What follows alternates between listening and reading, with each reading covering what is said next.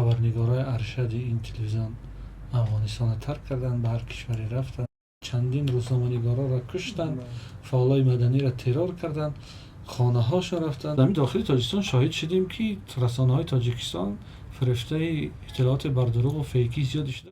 ما ساختار میخواهیم که در او همه مردم افغانستان خودش ببینه، در اونجا روح آزادی خواهی، همون جوهر آزادی گرایی یا همون پتانسیل استقلال خواهی بسیار کلان است.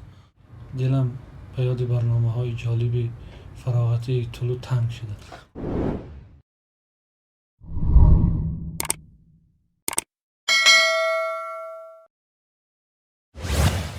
از تصرف کابل به دست طالبان تقریبا 2 هفته سپری می شود، اما هنوز تقدیر رسانه‌های این کشور و روزنامه‌نگاران ناروشن باقی مانده است. تا همین 20 روز پیش فضای رسانه‌های افغانستان یکم امیدوار کننده بود.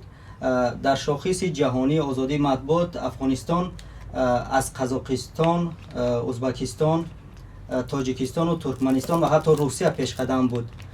اما با آمدن طالبان فضای رسانه‌ای و روزنامه‌نگاران چی می شود؟ برای صحبت در این موضوع ارشاد سلیمانی روزنامه‌نگار تاجیک را دعوت کردیم که رسانه‌ها و فضای رسانه‌ای افغانستان را پیوسته پیگیری می‌کند. سلام و خوش آمدید ارشاد. سلام، تشکر. سلامت باشین و امیدوارم که ما هم به رفت صحبت شما خلال وارد نمیکنیم. من فقط خواستم گاه لقمه پرتم به این صحبت، برای که آزادی بیان در کشور همسایه افغانستان برای من بسیار یک موضوع مهم، مطرح و جالب. موضوع افغانستان بسیار موضوع حساس است. بله. نیاز داره که کم کم به شما مراجعه کنید. سلامت باشید. سلامت باشید و ما هم زیادتر می‌خواستیم که در این صحبت پیرامون وضع رسانه‌ها و روزنامه‌نگاران بیشتر صحبت کنیم و همین چند روزه که حکومت در دست طالبان است، چی تغییر جدی در کار رسانه‌ها در افغانستان به وجود آمده است؟ خب جدی‌ترین و حتی میشه گفت که پیامد یک مقدار بدی که داره این است که روزنامه‌نگارای نخبه افغانستان این کشور را ترک میکنن. آنها از هر راه، از هر طریق ترک کردن. مثلا اگر درباره تلویزیون طلوع گپ زنیم، طلوع نیوز، بخش سیاسی طلوع، مدیر این تلویزیون آقای نجفی زاده افغانستان ترک کرد.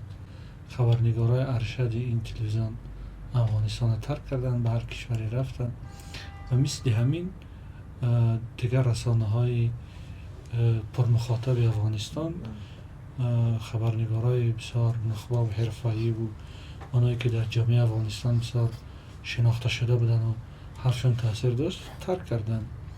و چون تمام تلویزیون ها و رسانه افغانستان تقریبا در تاجیکستان دسترس است، این حتی در تاجیکستان مشاهده کردن. بعضی ها در رسانه های اجتماعی نوشتن، در فیسبوک نوشتن. از جمله یک سی نوشت که دلم به یاد برنامه های جالب فراغتی طلوع تنگ شده.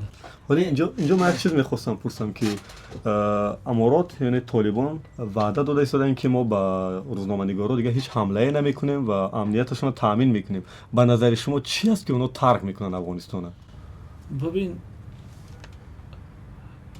با تضمین یا ضمانتی که طالبان میتین در افغانستان تقریبا هیچ کس اعتماد نداره. اگر اعتماد میشد، این فاجعه که شب و روزا در فرودگاه کابل دوام داره، این فاجعه سر نمیزد. ولی همین که مثلا روزنامه‌نگارا به هر قیمتی خودشون میکشن از افغانستان بیرون میگیرن، این نشان میدهد که اونا به این اعلامیه ها باور ندارن. چون در مورد فرار روزنامه راوی برنامه رو در رو کی بود؟ قاسمی اونم گفته است که از افغانستان بیرون شده است. واقعیت دارد یا نه؟ خبر داره؟ بله، این چیز در خبرها بود. من از دوستای روزنامه‌نگاری که پرسیدم گفتن که رفته است. و در ادامه همون صحبتی اول که کردیم، به هر صورت تلویزیون طلوع خیلی از برنامه‌های تفریح و مثلا بخش تبلیغ و این چیزاش کاملا از بین برده است. اما در نسبت طلوع نیوز مثلا خیلی حالا هم بعضی از برنامه‌های حرفه‌ای و کسبی دارن. در قیاس با آن تلویزیون های دیگر که در افغانستان تا آمدن طالبان فعال بودند. اما وقتی که مثلا اگر بیشتری کارمندان تلونیوز اگر رفته باشند و با این صفتی که حالا به هر صورت تلونیوز دارد، یعنی این فکر میکنید که از بیرون اداره میشد بر صورت از جانب همون رهبران یا چه خیل است؟ ببین بله، اون رهبر ایجادش ترک کرد ولی مالک طلوع همون کسی که بود همون هست. گپ سر این است که حالا افغانستان در یک حالت بی‌بندوباری قرار دارد. حکومت شکل نگرفته است. مثلا هرچند که مردم از طالبان میترسند، از اونها تجربه خوب ندارند، خاطرات خوش ندارند، ولی اونها حکومت شکل ندادن و از همین لحاظ چی میگن نمو دستشون بسیار دراز نشد از برای تنگ کردن موقع رسانه ها. ولی در هر صورت همین که تغییرات بسیار جدی در مضمون برنامه ها آمده است، همین که برنامه های فراغتی تلویزیون ها کاملا قطع شده است. مثلا طلوع یک شرکت بسیار کلان بود، او بخش سیاسی داشت طلوع نیوز، بخش فراغتی داشت طلوع، با بخش فراغتی داشت با پشتو با نام لیمر. غیر از این دو سه رادیوی دیگر داشت. این بخش های فراغتیش حالا فقط فیلم های ترکی که بیشتر مضمون اسلامی دارن همونا را نشر میکنن. بله درست. کنسرت پنسرت اینجا کاملا از چیز گم شد. همه این نشان دهنده این است که در همین ابتدا این گونه تغییر آمد. این نشان میدهد که اگر طالبان مسلط شوند و اونها هرچند که میگن ما یک حکومت فراگیر میسازیم، با رسانه ها با خبرنگارا کاری نداریم، ولی باز تاکید میکنن که ما در قالب شریعت بسازیم و شریعتی که اونا میگن اون چیزی است که درکی که اونا از شریعت دارن. درست. مثلا شریعتی که اونا در حکومت 5 ساله که در سالهای 90 داشتن در اونجا تطبیق کرد. به همین خاطر من فکر میکنم که سرنوشت رسانه ها در افغانستان یک بحران دچار میشه و به یک فاجعه کلان تبدیل میشه، چون که آزادی بیان در افغانستان یک دستاورد بسیار کلانی بود که به ارزش تبدیل شده بود و حکومت دارا و همه در سطح جهان میگفتن از این لاف میزدن که ما همین یک فضا داریم. کارشناسان میگن که این طالبان 20 سال پیش نیستن، اینا تحصیل دیدن، اینا مکتب دیدن، اینا دنیا دیدن، تحصیل کردن. خب البته این گپا رو اونا میگن، من همه روزه دنبال میکنم.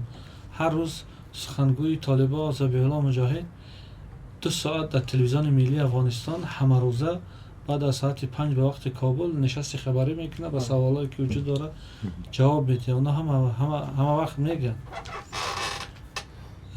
که ما به هیچ از کاری نداریم، ولی اگر کار نداشته باشن چرا مردم از اونا میگریزه؟ گپ سر این است، ضمانت تضمینی که اونا میتین اعتماد وجود ندارد. ببینید اگر از بخش رسانه کمی بخش سیاست بگذاریم، دولت هایی که ما اونا را به عنوان حامی طالبا میشناسیم مثلا امریکا، اونا اعتماد ندارن. اونا وعده کرده بودن که تا 31 آگوست نیروهاشون از افغانستان میبرن، حالا وقت با آخر رسیده ایستاده است و از هر لحاظ امکان نداره که همین وعده اجرا شه. اونا اومدن با طالبا در گفت و شنیدن که همین مهلت تمدید کنیم. یعنی یک گروه کاملا غیر قابل پیشگویی و غیر قابل باور است که بتونن هر زمان موقعشون تغییر یابد.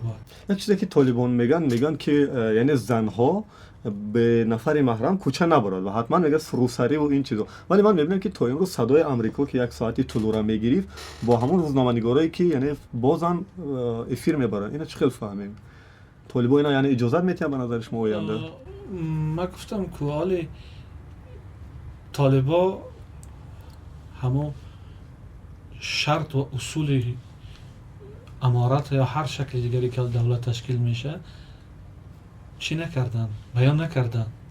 اونا در هیچ جا نگفتن که تا حاضر بعد سقوط کابل نگفتن که مثلا زن چگونه با کوچه برای و این چیزا.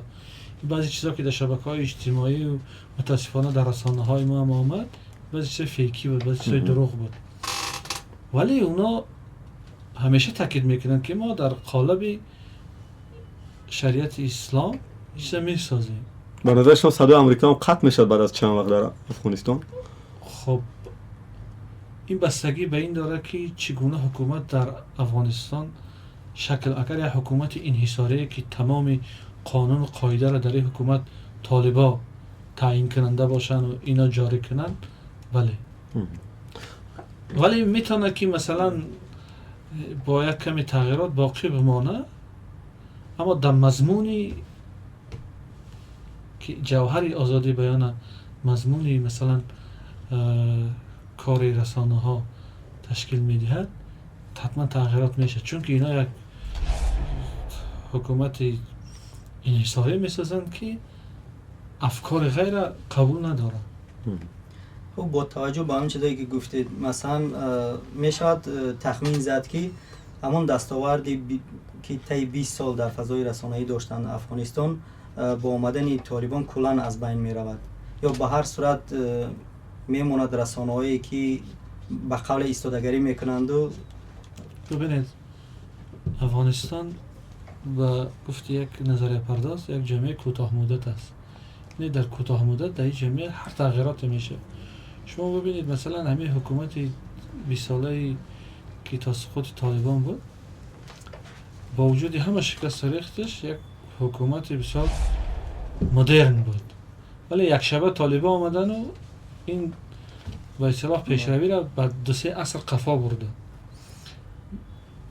از همین خاطر پیشگویی ها بسیار سخت است، ولی با توجه به پیشینه‌ای که طالبان داشتن، مثلا طالبان رسانه ها و روزنامه‌نگارا را یکی از همکارای خارجی ها میدونستن و اینا در لیست طالبان بود.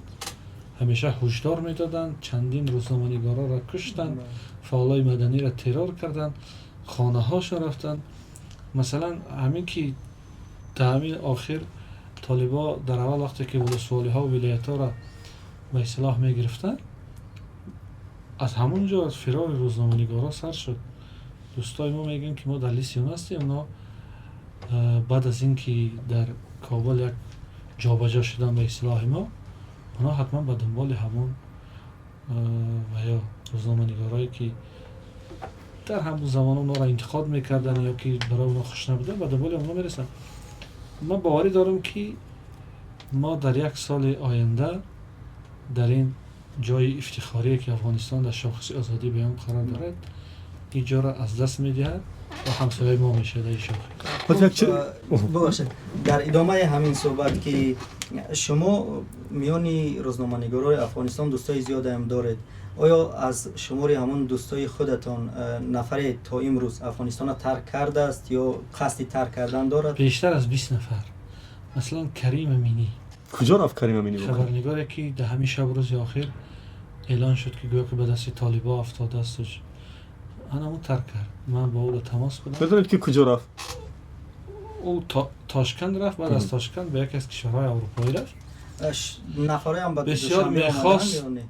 اونایی که به دوشنبه میخواند بیان بسیار بودن و هستن، اما متاسفانه سفارت تاجیکستان گویا با اونا گفته باشد که ما تا برگزار شدن جشن 30 سالگی استقلالیت ویزا نمیدهیم. از همین خاطر اونا تونستن تاجیکستان بیان. شما میدونید پیش از سقوط کابل با دست طالبان، رهبری تلویزیون یکی افغانستان هم که بسیار تلویزیون معروف است، یکی از معاوناش از دوستای ما است که او هم فرار کرد به آلمان رفت و گفت که ما میخوایم تلویزیون دوشنبه بکوچانیم، چی مصلحت میدهید؟ و همین حالا هم طلوع هم دیگه تلویزیون ها اونا میخوان که شرایط ناگوار شده کنه، میخوان که به یک از کشورهای همسایه افغانستان یا ازبکستان یا تاجیکستان حتی قرقیزستان اینجا رسانه هاشون رو بکوچانن و از اونجا فعالیت کنن. از دوستای ما شما زیاد مثلا به تلویزیون، من با دلایل امنیتی نمیخوام که نام ببرم، مثلا از همین تلویزیون طلوع 5-6 نفر از سطح رهبری اینایی که مدیریت میکردن طلوع را، از پژواک، مثلا پژواک در افغانستان یک خبرگزاری است که گویا که همیشه شناخته میشد که گویا که بیشتر به پشتون ها میل داره، ولی یک نفری که خبرنگار همین پژواک است در قندوز، او از من گفت که من حتی ویزای تاجیکستان دارم ولی نمیگذارم که بیام، کدام راه است که بیایی. او مثلا خواسته بود بسیار.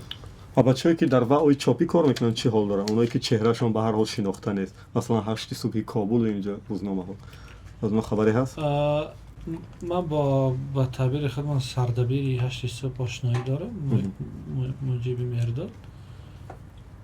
اونا هر نوعی کارکردی دادن، ولی بیشتری رسانه های چاپی کابل این شب روز فعالیت چی دارن؟ به اصطلاح تلگرام کانال ها فعال کردن و در مسنجر ها و در پیام رسان ها و در شبکه های اجتماعی بیشتر کار میکنن. ولی از شمار اونها هم اکثریت مثلا یک از روزنامه های معروف کابل اطلاعات روز است بود با مانا میگم که بعد سقوط کابل کمتر چاپ میشه.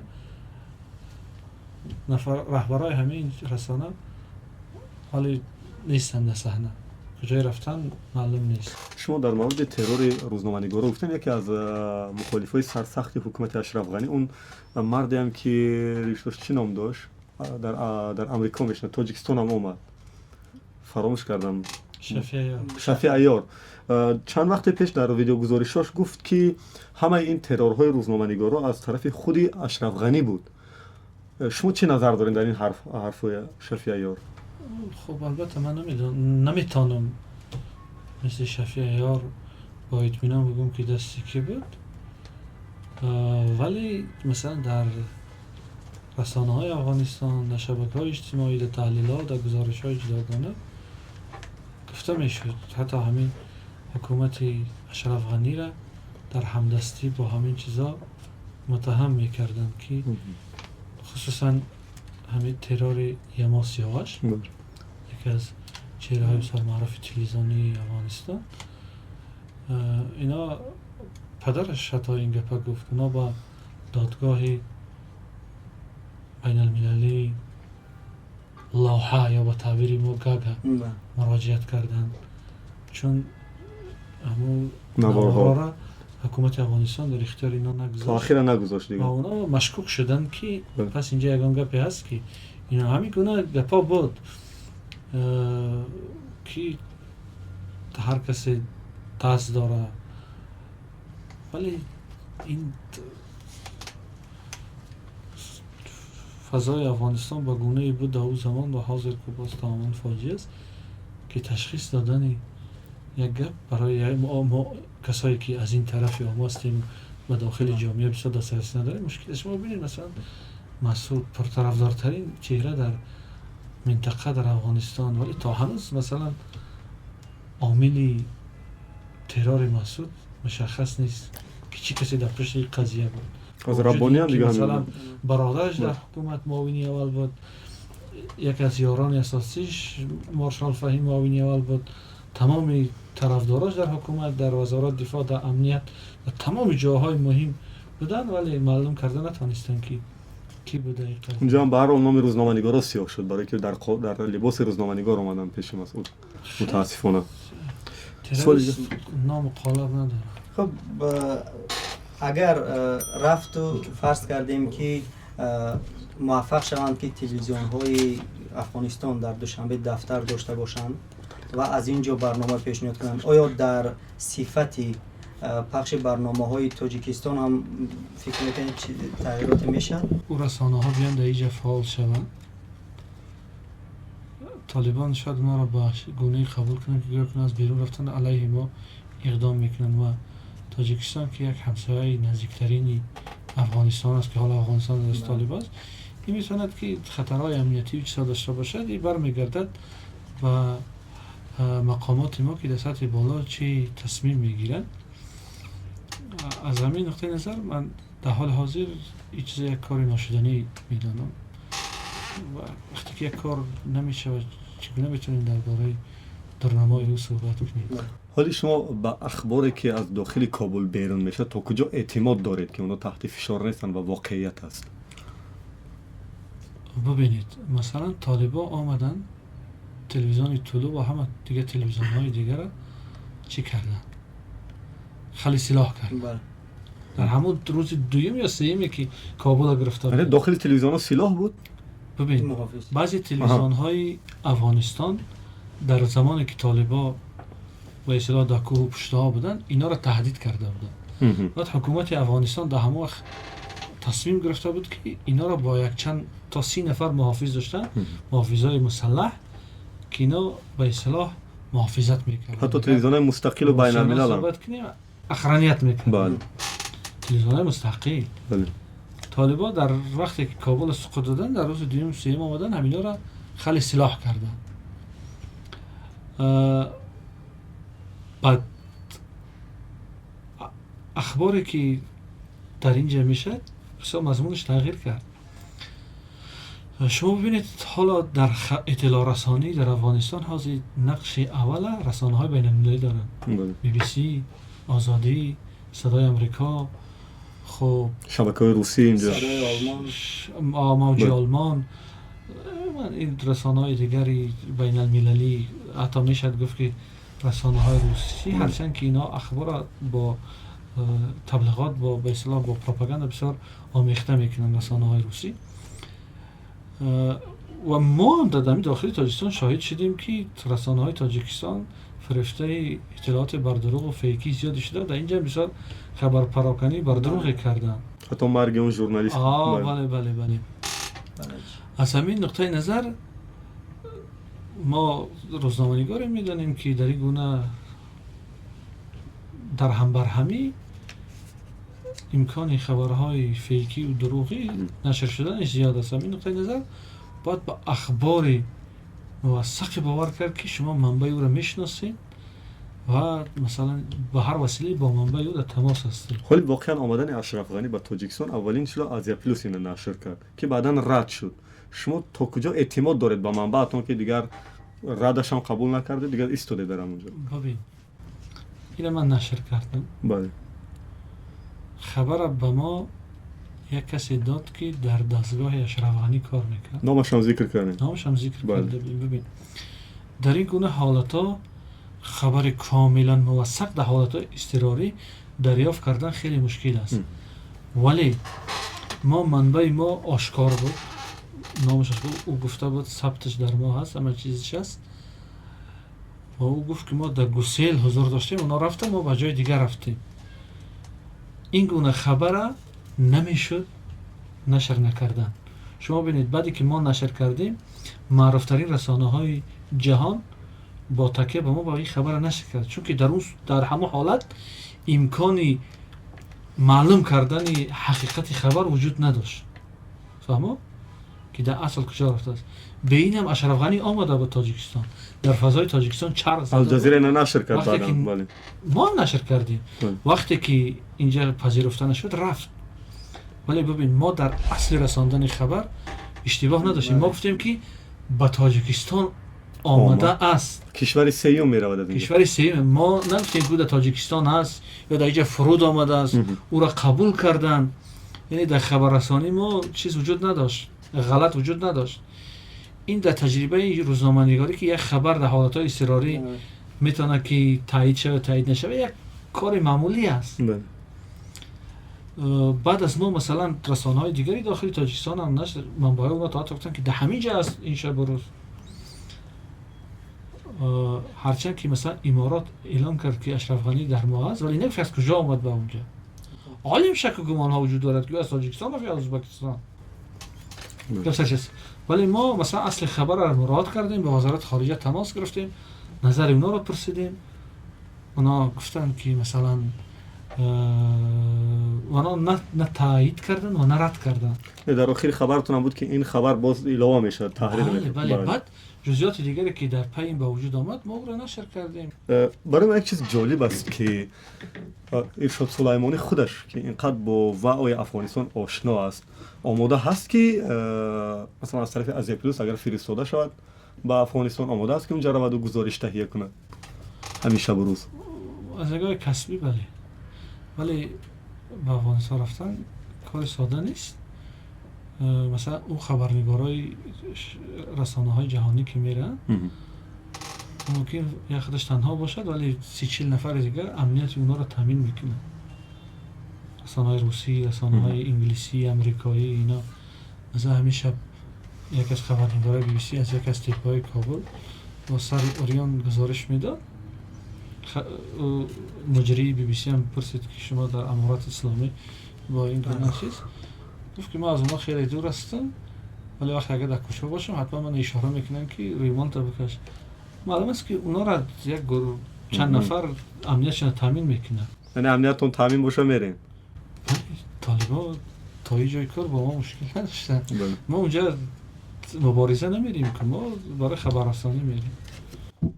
بعد در حال حاضر طالبان ضمانت میتونن که بعد اونا نیاز دارن به اینکه از کشورهای همسایه‌شون بیان چهره واقعی که اونا میخوان گویا که در این شب روز نشان بدن همین برسانه. ولی واقعا هم تا همین دوام 2 هفته که حکومت در دست طالبان است، همگی دو خبری مثلا لطکوبی روزنامه‌نگاران همون هم پس از خیزش‌های مردمی در یک از ولایت‌ها رسانه‌ای شد که هنگامی عکس برداری گویا که طالبان با اونا حمله کردن این چیزا. اینا واقعیت داشت یا فیک بود؟ نه این حقیقت داشت. بله حقیقت داشت. این حقیقت داشت. بعد یک چیز دیگر است که مثلا وقتی که دنیا سرگرم مسائل کلان افغانستان است، این موضوع خرد ریزه از نظر پنهان میمانند، ولی با دوستایی که در کابل هستن و در دیگر منطقه‌های افغانستان هستن روزنامه‌نگاری ما تماس داریم، میگه که فشارهای خرد ریزه زیاد است. بله. فشارهای خرد ریزه زیاد است که اما در این قدر بگیم که دریای کلان اطلاعاتی که از افغانستان به دنیا جاری است و این خبرات توجه نمیشه، ولی اونا میگن که ما چی هستیم در تهدید زیر تهدید قرار داره. یک چیز دیگر فضای بلاگرهای افغانستان که من میبینم که خیلی بیننده های میلیون دارد امروز و اکثر بلاگرهاشون هم که در کابل همین شب روز کار و فعالیت دارن، میبینیم که یکم پوشیده و یکم آشکارا امروز از فضای امارات تبلیغ کرده ایستادن. زندان ها را نشان میدن، آشخانه ها را نشان میدن، کوچه ها را که همه امن و آسوده است. اینا چه خیلی اونو تحت فشار این ویدیو رو به فکرتون میکنه که واقعا ممکن قضیه تحت فشار هم نباشه. شما یک چیزی همین بلاگرهای افغانستان با همین مفکوره کار میکردن که پیش از سقوط کابل همین شرایط افغانستان برای افغانایی که در خارج هستن نشان دهند. بله. و حالا اونا همین کار میکنن و برای طالبای خوب است که یعنی چهره خوبی که گویا که اونا دارن و وقت گرفتن همین نشان داده شود. ولی پیشتر همین بلاگرام که ما و شما میگیم در مضمون مطالبی که اینا میکردن یک روحیه انتقادی بود، یک آزادی بود، یک حاضر یک طرف است، بیشتر از یک مطلبی به اصطلاح اطلاعاتی و ژورنالیستی بیشتر به تبلیغاتی مانند است. مثلا یک از حجنگارا و با تعبیر خودی افغانا کمدینای معروفی تلویزیون یکی افغانستان نبی روشن و حاضر کارش به تبلیغ است، میره در کوچه طالب میبینه با طالب صحبت میکنه. این نشان داده است که طالب خادمی بدی نیست. میبینید که اونا حج و قبول میکنن، باشون پریکال میکنن، قبول دارن دیگه. خب اونا در حال حاضر به اصطلاح همون به همون مسئله است که یعنی همون یک وای داریم که حج ما داریم، مردک از قرضدارا پنهان میشه، زنش میگه که اومدم میگه که من روسیه رفتم، بعد میاد و بعد کم کم به زنش نزدیک میشه، بعد پشت دیوار صدا میکنه که ولی من روسیه بیام. همین اخیراً خیلی از نوارا نشر شدن در شبکه‌های اجتماعی که طالبان رو در حال بازی در همون باغ‌های فراغتی نشان میدادن، در حال رقص کردن. همینا تا کجا حقیقت دارن یا اینا هم فیک هستن؟ اینا میتونه حقیقت داشته باشن، این جای پنهان نیست. مثلا در همین تاجیکستان اهرام آسوده که ما و شما هستیم، بعضی مردم از دیها که میان با همین پدیده هایی که در شهرها میبینن همین برخورد میکنن. و برای طالبایی که مثلا 20 سال اخیر در کوه ها بودن، در یک شرایطی بسیار به اصطلاح غیر انسانی، مثلا شاید بعضی های اونا در همونجا تولد همونجا کلان شدن، 18 ساله 19 ساله 20 ساله شدن، اونا ندیدن آخه این پدیده های به اصطلاح شهر و تمدن اونا همه گونه وای میکنن. این جای چی نداره، اما با چیز طبیعی است. ایدئولوژی اونا مثلا درست نمیگیرد که از یک طرف مثلا هرچند در گذشته هم باشد مثلا تلویزیون با تبر و با این چیزا میشکستن، اما حالا خودشون مثلا تلویزیون دارن، خودشون دیگه تبلیغ میکنن. بله. اونا تا زمان با این پدیده‌ها در مخالفت بودن که خودشون یک طرف قضیه بود، ولی خودشون در قدرت آمدن. اونا نیاز دارن که با دنیا مکالمه کنن. اونا ایده دارن که ما یک حکومت جور میکنیم که نمونهش در آسیا باشه و ما با تمام جهان همکاری میکنیم. و مثلا با حتی یکی از رهبرای طالبان گفت که اگر ضرور شه ما با اسرائیل همکاری میکنیم. اسرائیل که مثلا در ایدئولوژی طالبان و یک مثلا دشمن اسلام و این چیزا شناخته میشد. از همین نقطه نظر یک چیزی طبیعی است. البته کاربرای رسانه‌های اجتماعی مردم افغانستان اینو به استهزا کشیدن، چون اونا با طالبان مخالفت فکری دارن، مخالفت دیدگاه دارن. اونا طالب در همون شکلی که هست قبول نمیکنن. حتی اگر حکومت بازور هم بگیرن، اونا حکومت خودشون بازور در افغانستان جاری کنن، مردم اونا را در همین شکلی که اونا میخوان قبول نمیکنن.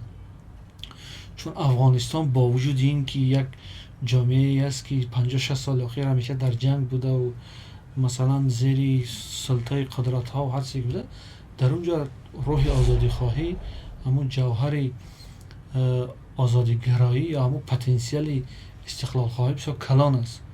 اونا قبول نمیکنن و دلیل شکست همه قدرت ها در افغانستان همین چیز بوده که مردم جبر و ظلم اونا را قبول نمیکنن. البته این طول کشیده است، بعضا 10 سال بعضا 20 سال طول کشیده است، ولی قبول نکردن. وقتی قبول نکردن سرانجام شکست خورد و همین چیز حال همه طرفا درک کردن.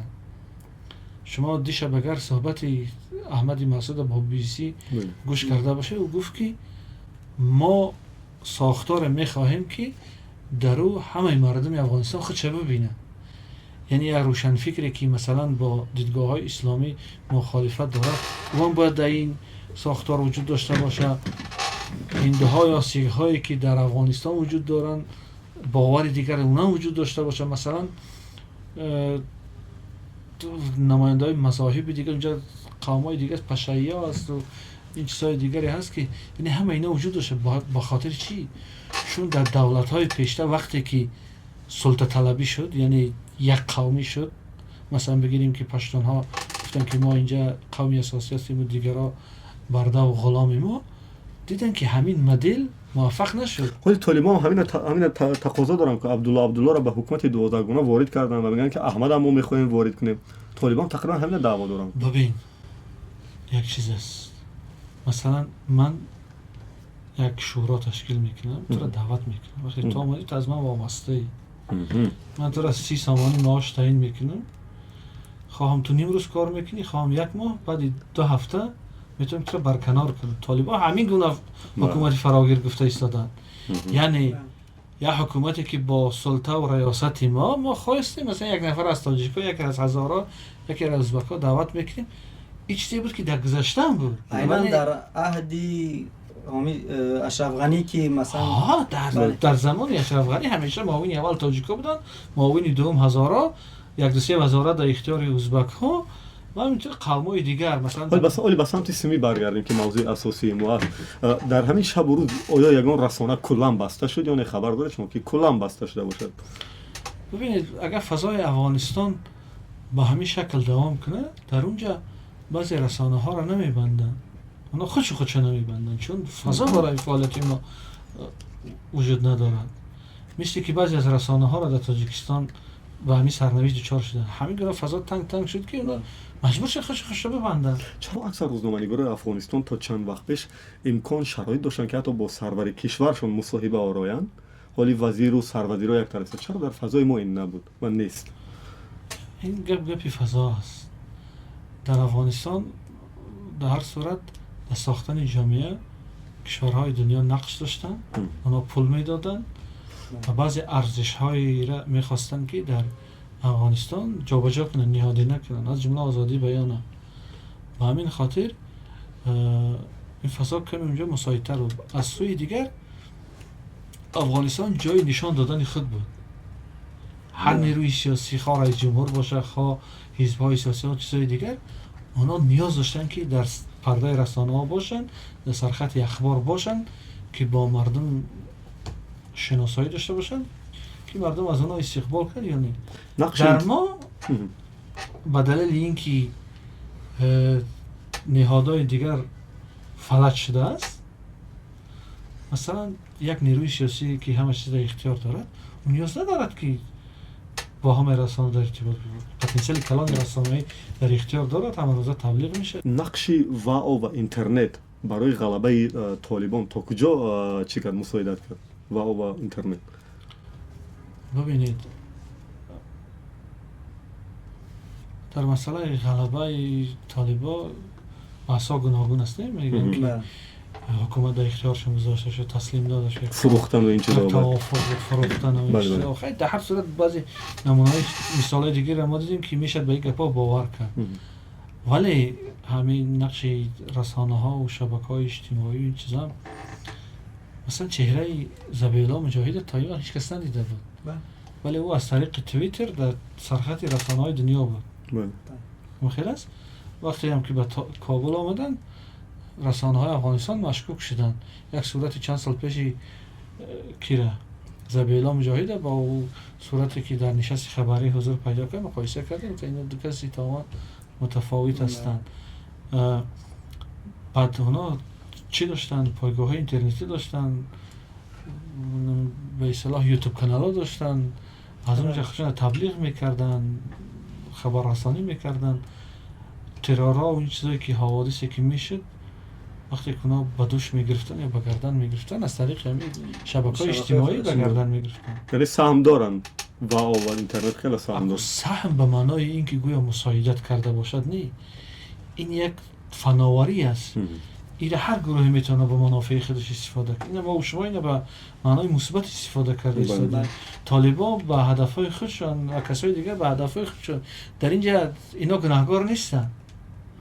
اگر محیط درست باشد و هر کسی اینا را به هدف مثبت استفاده کنه، اینا گناهکار نیستن. این تکنیک است. حتی مثلا همین به اصطلاح بگیم که تارت کلچقند که برای خوردن است، برای همیشه چیزی مثبت، با همین همیشه آدم بکشی دهنش بر نفسش میگیره. رهبری کمیته تلویزیونی تعیین شدن افغانستان نفری که از طرف طالبان پیشنهاد شد، اگر خبر داشته باشین دستپروری گوانتانامو، میگن در گوانتانامو خبر دارین از این چیزی یا نه؟ بله ببینید مثلا چی میشه تقدیر واو این کشور پس؟ این با تعبیر برادرای ایرانی ما دیده شود در چند روزی آینده که چی میشود. ولی تلویزیون ملی، اونا تلویزیون ملی میگن، ما رادیو تلویزیون ملی، این نفر خودشون تعیین کردن. در حکومت افغانستان نهادی که با رسانه ها کار میکرد یک نهاد بسیار کلان بود و کسی که این نهاد رهبری میکرد آدم بسیار محترم حساب میشد، رهبر سیاسی حساب میشد. نام داشت مرکزی رسانه های حکومت. همین ایواز کردن، یک نفر خودشون ماندن. بعد نهادی که این چیزا نظارت میکرد و کار میکرد وزارت فرهنگ اطلاعات، حالا سرپرستش همین جناب ذبیح‌الله مجاهد است. در بعضی تلویزیون‌های دیگه مثلا در طلوع رهبری همون طلوع نیوز یک کسی دیگر شد، او را ما میشناسم، تاجیکستان آمده بود. ما در آزادگان با او مصاحبه هم داشتیم. مجددی حجت الله مجددی، حجت الله مجددی از همین خانواده همون مجددی است. همه از رهبری چی تعیین شد؟ همون طلوع نیوز، بخش سیاسی طلوع. همین این شکی نیست. تا تعییناتی را که تا امروز طالبا کردن در نهادها و در بگیم والیای ولایت ها و رئیسای ولسوالی ها و وزارت ها و سرپرست، غیر از خودشون یگان کسی نماندن. این در حالی است که میگن که ما میخوایم یک حکومتی تشکیل کنیم. سوال دیگر این است که اتحادیه روزنامه‌نگاران افغانستان یکی از سازمان‌های فعال در افغانستان بود که همیشه به هر حادثه و رویداد واکنش میکرد. حالا تقدیر اون بچه‌ها چی باشد؟ خبر دارید؟ اینا چند در افغانستان چند اتحادیه بود؟ یکی بود با نام قلم، یکی بود نه، همین نه شما در نظر دارید. اینا در همون 3-4 روز اول یک اظهارات داد که خبرنگاران و رسانه ها زیر فشار و زیر تهدید هستن. بعد ذبیح الله مجاهد در نشست خبریش ایرا تکذیب کرد که اون از پیش خودشون دادن چیز نیست. من تلفن دادم که این با این نفر زنگ زنین، کسی که مورد تهدید و این چیزا قرار گرفت. گپ سر این است که وقتی که اگر حکومت طالبان با انحصارداری که میخوان اگر تطبیق شود، همین ظرفیت کلان رسانه‌ای که در افغانستان با وجود آمده بود شکل گرفته بود، این به 0 برابر میشه. میفهمید؟ چون در این رسانه ها جوانای تحصیل کرده کار میکردن که بهترین دانشگاه های هند و اروپا اونجا را خوانده بودن. اونها فقط مثلا یک کار ژورنالیستی نمیکردن، اونها با ایده های دولت سازی و ملت سازی و همچون فعال مدنی و اجتماعی آمده بودن. نمیخواستن که در ساختن افغانستان نوین نقش بازی کنند و همه این امید طالبان با 0 برابر کردن. و نسل تحصیل کرده و دانشگاهی و به اصطلاح فکری و این چیزا، اینا هم افغانستان ترک میکنن. و وقتی که اینقدر کادرها اینقدر رفت، این خود به خود جامعه افت میکنه، چند سال به عقب میره. و چیزی دیگر این که رسانه هایی که اینقدر معروف شده بودن در افغانستان، میدونید رسانه های مثل طلوع و این تلویزیون یک و دیگه خبرگزاری ها به حد معروف بودن که مثلا در افغانستان رسانه های بین المللی خبرساز نبودن در فضای رسانه‌ای. بعضی از سیاستمدارا آرزو میکردن که در چهره در پرده چی بیاید، طلوع نیوز بیایند مثل اینا. برای همین حال ما میبینیم که اینا نقش کمرنگ شده صحنه. حالا خبرها را رسانه‌های بین المللی میدین، اینا دیگه نمیتونن موقعی که در سابق داشتن اونا حفظ کنن یا رشد دهند. خیلی یک تعبیر ما و شما خوب میشناسیم، کیسگی. اینا ممکن رسانه‌های کیسگی شوند. از سوی دیگر مثلا اکثر همین تلویزیون هم از حساب تبلیغات و این چیزا زندگی میکردن. اگر رفت و مثلا طالبان هم چیزی جدی مثلا مانع جدی هم پیشنهاد نکنند هم فکر میکنم از خود همون وقتی که رکلام و این چیزا نیست دیگر فعالیت این رسانه هم از بین میرود. بله یا این احتمال این گپی هست، چیزی هست که میشه و این معنا که واقعیت ها با همین چیز دلالت میکنن. شما ببینید در چند روزی که طالبان آمدن افغانستان تقریبا در حالت فلج کرد. غیر از طالبان باز افغانستان کار نمیکنن، بانک ها کار نمیکنن، نهادهای دولتی کار نمیکنن، وزارت ها همه چیز کار نمیکنن.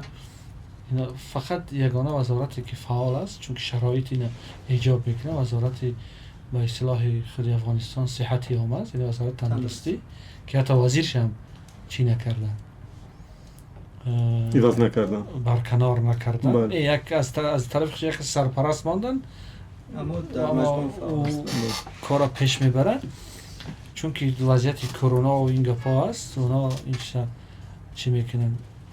این خیر رسانه اگر یک ماه شما فکر کنید یک ماه 2 ماه وضعیت به همین منوال دوام کنه، چرا رسانه مفلس میشن؟ بعد چیز دیگر این است که این رسانه ها از سوی جامعه جهانی و سازمان ها و کشورها چی میشنن؟ حمایت میشن، پشتیبانی میشن، مثلا گرانت ها میگرفتن. حالی تمام دنیا مبلغ گذاریش به افغانستان قطع کرد.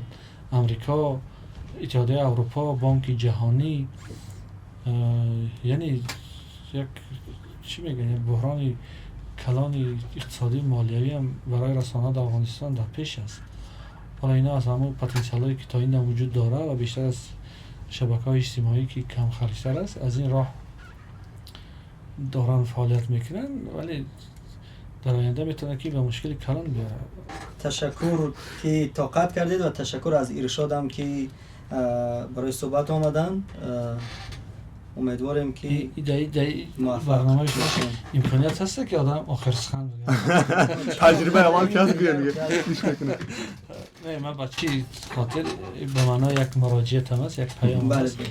یعنی همکسبای ما و شما در افغانستان شب روز و دستگیری های ما و شما بسیار نیاز دارن، هم به دستگیری کسبی، هم به دستگیری انسانی، هم به حمایت های دیگر.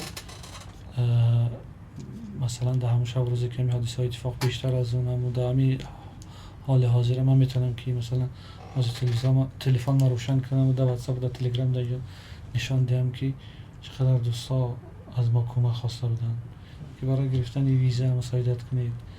اگر دوشنبه بیاییم یا تاجیکستان بیاییم مثلا در یک ماه با چقدر هزینه میشه زندگی کرد، نرخ کوارتیر چقدر است. یعنی این ما هم به لحاظ انسانی هم به لحاظ کسبی وظیفه دار هستیم که هم کسبامون رو حمایت کنیم، چون حکومت ها میرن تغییر میکنن، خود طالب است، خود القاعده است، هر چیزی که است یک زمانی میره ولی اصلی روزنامه‌نگاری به تغییر میمانه. این بی‌طرفی، بی‌غرضی، خبررسانی و در پهلوی مردم بودن و از موقع مردم برآمد کردن و یک تماس بین مردم و حکومت ها جور کردن. از همین نقطه نظر و یک مراجعت دیگه به رسانه‌های تاجیکستان بکنیم که در همین دریای کلان اطلاعاتی خودشون گم نشن، غرق نشن، خبرهای فیکی و بی اساس و این چیزا را نشر نکنن، چون که این با چی میگن با بی صفت شدن محیط اطلاعاتی ما سبب میشه. خب تلاش کنن، البته نیاز است که یک خبر مثلا یک دقیقه، 2 دقیقه، 1 ساعت دیرتر نشر کنن، ولی منبع پیدا کنن، منبع های الटरनेटिव्ی رو ببینن که آیا این چیز هست نیست. این شب روز مثلا تلگرام کانال های بسیار در افغانستان جور شده است که نام BBC را مانده، مثلا BBC دری را گرفتن، مثلا یه حرف دیگه در نامش علاوه کردن گویا که این مربوط به BBC است، هر چیز را نشر کردن میگه و اکثر فیسبوک های ما همینا رو میگیرن نشر میکنن. همون خبری که گویا که از تاجیکستان چرخ بالا با پنجشیر سلاح بردن، همون را پیش از رسانه های افغانستان رسانه های ما نشر کردن، از همین تلگرام کانال ها گرفتن و فیسبوک نشر کردن. خب هرچند که این تکذیب شد و دروغ برآمد، ولی خب خیلی تو جریان اطلاعاتی همین است که دیگه هم را فرا به همین خاطر بسیار با دقت باید بود. البته ما جدا از اینکه یک همسایه افغانستان هستیم، ما ارزش های مشترک کلامی با افغانستان داریم، هم از نقطه نظر فرهنگی، تمدنی، تاریخی، جغرافیایی و حتی ملی. ما و شما دیروز شاهد یک اظهارات بسیار غیر انتظار و بی سابقه رئیس جمهور بودیم که حتی خواست که مثلا دنیا با شرایط به سرنوشت تاجیک‌ها در افغانستان توجه کند و حتی مثلا وزیر خارجه پاکستان گفت که ما می‌خواهیم که تاجیک‌ها در حکومت آینده افغانستان جایگاه شایسته داشته باشند. یعنی ما به لحاظ انسانی و عاطفی هم رنج می‌کشیم از سرنوشت مردم بخصوص تاجیک‌ها، ولی باید اما اصلی روزنامه‌نگاری را چی نکنیم، تحت عامل‌های عاطفی و احساسی قرار ندیم و در خبررسانی بسیار چی باشیم، با مسئولیت. خیلی تشکر. من زیاد میخواستم که دوستان که ما رو میبینن در شبکه‌های یوتیوب زیاد سخت نگیرن، چون تجربه اول است و امیدوارم که اگر موفق بود ادامه میکنند این صحبت‌ها. تشکر. تشکر.